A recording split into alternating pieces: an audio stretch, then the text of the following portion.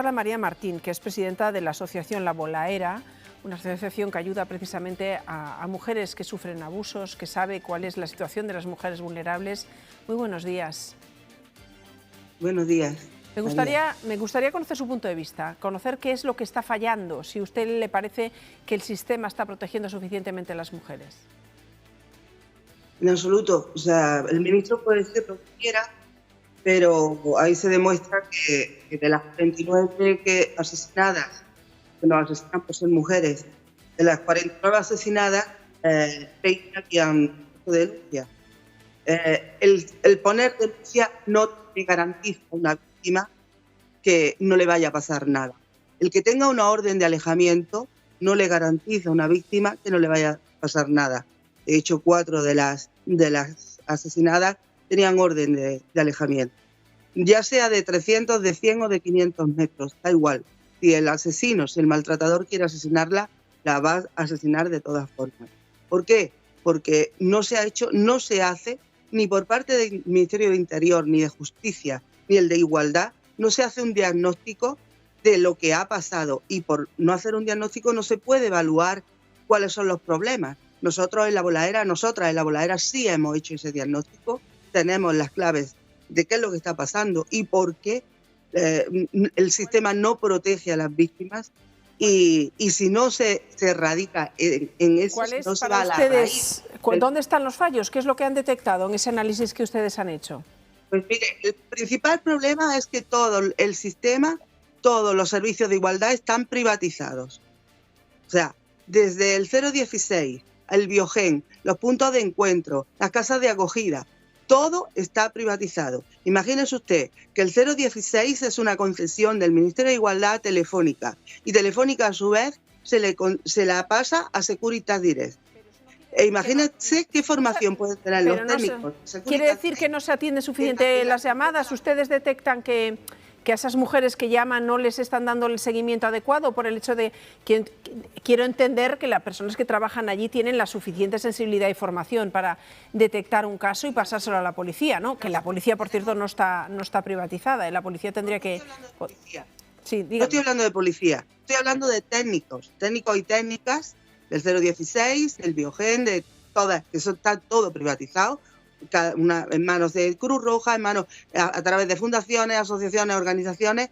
Por eso nosotras en La Bolaera somos una asociación de víctimas que nos organizamos, nos asociamos y nos formamos y no cobramos ningún tipo de subvención, porque no creemos en el sistema y no creemos en un sistema donde está todo subvencionado. A nosotras no nos pueden decir que somos un chiringuito de nadie. Somos nosotras las que nos autofinanciamos y las que nos ayudamos unas a otras. O pedimos algún tipo de financiación, alguna donación, cuando nos hace falta una cosa. Pero jamás puede ser. Las organizaciones no pueden hacer el trabajo que tienen que hacer las instituciones, que tiene que hacer lo público. Y no garantizan eso. Mucho más cuando no se evalúa y cuando no se hace un seguimiento de los casos y de lo que es lo que está pasando. Entonces, se puede hacer... se pueden donar mucho más, dotar de medios, dotar del pacto de Estado. ¿Se evalúa el pacto de Estado? ¿Dónde van los dineros del pacto de Estado? Para nada. ¿Se evalúa dónde van los dineros? ¿Dónde se hace, que ahora se ha dado para el Atempro, que son los teléfonos, que lo lleva Cruz Roja? ¿Se ha evaluado algo de esos pilas de millones que se están dando? En absoluto. O sea, y tenemos grabaciones de estos técnicos y de estas técnicas, el cómo tratan a las víctimas y cómo tratan a los maltratadores. No se nos ha escuchado. Estos informes se los hemos dado a la ministra, se lo hemos dado a todas las instituciones y no se nos hace caso. Mientras no se nos haga caso a las víctimas, no se va a hacer nada, nada. Y tenemos profesionales muy bien formados en la policía, en los centros de la UFAN, que son las unidades de familia, pero que muchas veces están impotentes porque no pueden hacer nada. En un Biogen, que es el test que se realiza a las víctimas cuando denuncian, hay un riesgo bajo, medio, alto o extremo. En un riesgo extremo, una víctima tiene que tener un coche de policía en la puerta. ¿Hay coches de policía para proteger a todas las víctimas que tienen riesgo extremo? No. Ese es el problema. Entonces, hay que obviamente revisar. no hay un suficiente, los datos dicen un policía para cada 60 mujeres que están catalogadas como riesgo, obviamente no. Luego hay otro elemento que me gustaría pedirle su opinión también. La estadística dice, una mujer tiende a aguantar una media de 8 años hasta que da el paso para dar una denuncia. ¿Cómo podríamos acortar ese periodo? ¿Cómo podemos llegar a una mujer sin que tenga que sufrir tanto para que tome la determinación de buscar ayuda? Pues mire usted, lo primero que tenemos que empezar es a educar, a coeducar, a saber qué es la violencia machista. ¿Qué es la violencia machista? Y eso tiene que llevarse en los diseños curriculares. Eso tiene que enseñarse a los niños y a nuestras niñas desde que son chiquititos.